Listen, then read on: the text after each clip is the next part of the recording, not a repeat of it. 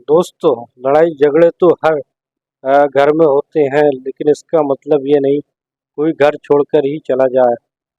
जब मियाँ बीवी में लड़ाई झगड़े होते हैं तो एक लड़की जो होती है वो घर छोड़कर अपने के बच्चों के साथ चली जाती और लगभग 4 साल बाद अपने घर पर पहुंचती है। तो नमस्कार दोस्तों, आज हम बात करने जा रहे हैं एक सच्ची घटना के बारे में, जो बिहार के पटना के रहने वाले मोहम्मद आरिफ और उनकी पत्नी जो नेपाल के लुम्बिनी जिले से बिलोंग करती हैं। इनकी शादी एक लव मैरिज 4 साल पहले हुई थी और उनके 2 बच्चे हुए। शुरू में तो दोनों में बहुत ही प्रेम था, लेकिन बाद में जब 2 बच्चे होने के बाद लगभग 4 साल बाद उनमें एक ऐसी लड़ाई झगड़ा हुआ जिसके बाद उसकी पत्नी, तो दोस्तों इस तरह से उन दोनों में लड़ाई झगड़ा इतने ज़्यादा बढ़ जाता है कि उसकी पत्नी सुल्ताना जो होती है वो घर छोड़कर अपने बच्चों के साथ अ, लुम्बिनी नेपाल जाने के लिए निकल पड़ती है। लेकिन रास्ते में उसे एक स्टेशन पड़ता है जिसका नाम बस्ती। बस्ती स्टेशन के करीब जब वो बस्ती स्टेशन पर रेलवे स्टेशन पर पहुंचती है तो फिर उस वो रात के 11-12 बज रहे होते हैं जब सुल्ताना अपने बच्चों के साथ रेलवे स्टेशन पर टहल रही होती है। लगभग रात के 12 बजे का समय होता है। उसी समय जावेद, जो वहीं बस्ती ज़िले का रहने वाला होता है, उसी के पास का, और उसकी नज़र जब उस सुल्ताना पे पड़ती है तो उसकी खूबसूरती को देखकर वो इतना ज़्यादा प्रसन्न हो जाता है और उससे सोने के अंडे देने वाली मुर्गी समझने लगता है। क्योंकि जावेद जो था वो बहुत बड़ा दलाल होता है, जो पास में बस्ती ज़िले के स्टेशन के पास में ही वो एक बहुत बड़ा जो वेश्यालय होता है, जहाँ वेश्यावृत्ति होती है, और इस तरह से वो उसका बहुत बड़ा दलाल होता है और वो नई नई लड़कियों को अपने झांसे में लेकर उस कोठे पर बेच देता है। तो इस तरह से जब वो उसकी नज़र अकेली सुल्ताना पर पड़ती है तो वो रेलवे स्टेशन के चक्कर काटने लगता है और उसके आसपास टहलने लगता है। जैसे ही वो देखता है कि जब उसे मौका मिलता है तो वो सुल्ताना के पास जाकर उसकी खैर खबर लेने लगता है। फिर सुल्ताना कहने लगती है, वो परेशान होती है, कहती है कि मुझे तो अपने घर नेपाल जाना है और मुझे बस स्टैंड तक कहीं पहुंचना है। तो फिर इस तरह से वो जावेद जो होता है सुल्ताना को अपने झांसे में लेने की कोशिश करता है और कहता है कि तुम मेरे साथ बैग पर बैठकर चलो, मैं तुम्हें पास के बस स्टैंड पर छोड़ दूंगा। नहीं तो इतनी रात में पुलिस वालों की नज़र तुम पर पड़ेगी तो वो तुम्हें गलत नज़र से देखेंगे।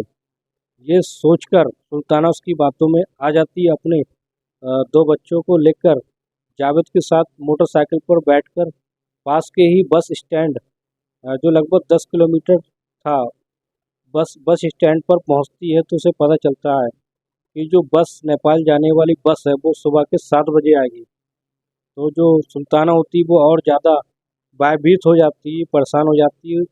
उसके चेहरे पर परेशानी के भाव नज़र आने लगते हैं।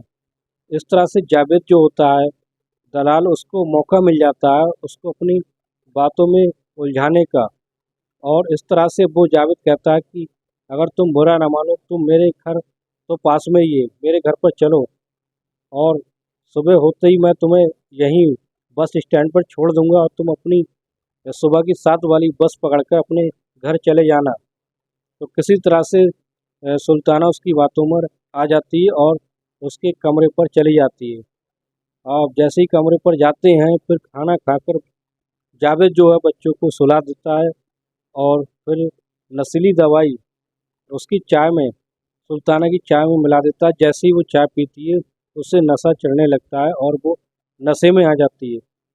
तो इस तरह से जावेद को मौका मिल जाता है। वो इसकी खूबसूरती का फ़ायदा उठाकर उसके साथ रात भर संबंध बनाता है और इस तरह से पूरी रात मज़े करता है। लेकिन सुबह उठते ही, जैसे ही सुल्ताना सुबह उठती है, उससे पता चलता है कि उसके साथ कुछ गलत हुआ है।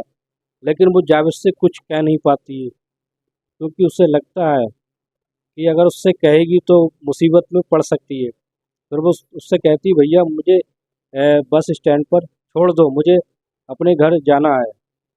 और जब वो जावेद ये देखता है कि उसके जाल से, चंगुल से सुल्ताना निकलने वाली है, तो फिर वो तरह तरह की बातें करने लगता है और उस पर कड़ी सख्ती कर देता है और उसके बच्चों को जान से मारने की धमकी तक देने लगता है। फिर इसके बाद सुल्ताना उसके कब्जे में आ जाती है और फिर वो कहता है कि तुम्हें यहाँ पर जो वेश्यावृत्ति होती है, कोठे पर, तुम्हें वहाँ जाकर धंधा करना होगा। तो पहले तो वो सुल्ताना जो है इस बातों को नहीं मानती है और उसकी बातों का विरोध करने लगती है। फिर जब जावेद जो है तरह तरह के फंडे अपनाने लगता है और बच्चों को जान से मारने की धमकी देता है, तो वो किसी तरह से हार कर सुल्ताना उनकी बातों में, उसकी बातों में आ जाती है और फिर वो उस तरह से उसको कोटे पर भेज देता है और उसके बच्चों को अपने पास रख लेता है और स्कूल में उनका दाखिला दिलवा देता है। बच्चों को अपने पास इसलिए रखता है, कहीं ऐसा ना हो कि ये बच्चे अगर साथ में होंगे तो ये भाग सकती है। और ऐसा ही होता है दोस्तों, जब बच्चे उसके कब्जे में होते हैं तो सुल्ताना उसके चंगुल से बाहर नहीं निकल पाती है और लगभग उसको 4 साल इसी वेश्यावृत्ति के कोठे पर हो जाते हैं। तो दोस्तों सुल्ताना को भी लगने लगता है कि वो अब उसके चंगुल से ज़िंदगी भर नहीं बच पाएगी और पूरी ज़िंदगी उसकी इसी कोठे पर गुजर जाएगी। लेकिन अचानक एक दिन ऐसा होता है कि उसके ही नेपाल का एक व्यक्ति उसके पास पहुंचता है, कस्टमर, जिसका नाम होता है ओम प्रकाश। ओम प्रकाश उसी के ही पास के, उसी के ज़िले का रहने वाला होता है और जैसे ही वो सुल्ताना उसकी खबर, खैर खबर निकालती है, तो वो सारी हकीकत बता देता है। अब इस तरह से सुल्ताना भी अपनी हकीकत बताने लगती है कि मैं इसके चंगुल में फंसकर यहाँ कोटे पर आ गई हूँ, किसी तरह से तुम मेरी जान को बचाओ। तो ओम प्रकाश उसकी जान को बचाने का, उसको बाहर से निकालने का पूरा बंदोबस्त करने लगता है और इस तरह से जो सुल्ताना होती है वो अपना एड्रेस पूरा उस ओम प्रकाश को दे देती है और सुल्ताना कहती है कि मेरे पिता का नाम मोहम्मद हबीब है, उनसे जाकर कहना कि तुम्हारी लड़की उस कोठे में किसी के चंगुल में फंसकर कैद हो गई है और उसको वहाँ से छुड़ाना है। तो उस तरह से ओम प्रकाश जैसे ही अपने गांव नेपाल नेपाल के गांव लुम्बिनी पहुंचता है, तो उसकी पिता की खोज करता है। पिता जब मिल जाते हैं, जब मोहम्मद हबीब मिल जाते हैं, तो उनको ये सारी जानकारी देता है। जानकारी देने के बाद उसके पिता बहुत ही भावुक हो जाते हैं। मोहम्मद हबीब अब किसी तरह से अपनी लड़की को वहाँ से छुड़ाने का फैसला कर लेते हैं। फिर 2-4 दिन के बाद ही वो वहीं उसी कोटे पर पहुँच जाते हैं। जो सुल्ताना होती है अपने पिता से जब मिलती है तो इतनी भावुक हो जाती है, उनसे लिपट कर रोने लगती है। तो उसके पिता कहते हैं कि मैं तुम्हें यहाँ से निकाल कर ले जाऊँगा। तो सुल्ताना कहती है इतना आसान नहीं है, अगर इन्हें पता चल गया कि हम जो बाप बेटी हैं, तो हमें ये लोग यहाँ से जाने नहीं देंगे और बर्बाद देंगे।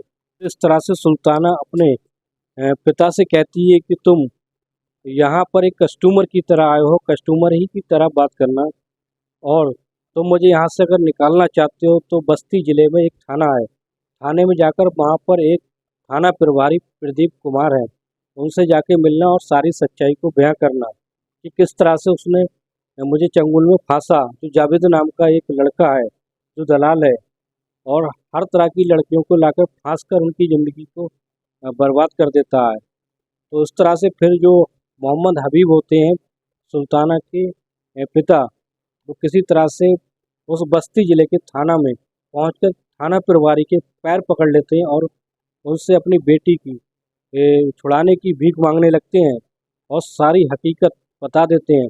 तो थाना प्रभारी होते हैं वो उनकी बात पर सख्त हो जाते हैं और बहुत क्रोधित हो जाते हैं इस बात को सुनकर। फिर वो अपनी टीम बनाते हैं, टीम को लेकर उनसे कहते हैं तुम एक कस्टमर की तरह, मोहम्मद हबीब से कहते हैं थाना प्रभारी, तुम एक कस्टमर की तरह उसके पास फिर से जाना, हम तुम्हारे पीछे पीछे उस कोठे पर रेड करेंगे और हम उसको छुड़ा लेंगे। इस तरह से मोहम्मद हबीब होते एक कस्टमर की तरह फिर वहीं उसके पास जाते हैं।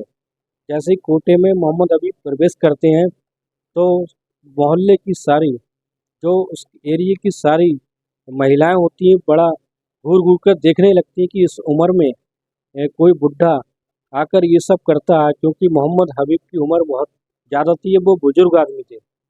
इस तरह से जैसे ही वो अपने रूम में, अपनी बेटी के रूम में पहुंचते हैं, पीछे से पुलिस वालों की रेड पड़ जाती है और इस तरह से दोस्तों फिर सुल्ताना को वहां से आज़ाद करा दिया जाता है और उस जावेद नाम के शख्स को भी गिरफ्तार करके जेल भेज दिया जाता है।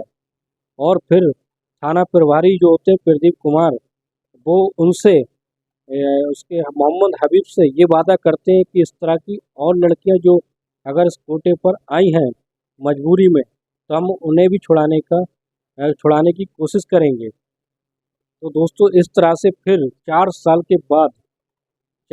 के बाद फिर वो लड़की सुल्ताना आज़ाद होकर अपने घर, अपने पिता के साथ नेपाल पहुंच जाती है और अपनी ज़िंदगी अपने बच्चों के साथ वहीं पर काटने लगती है।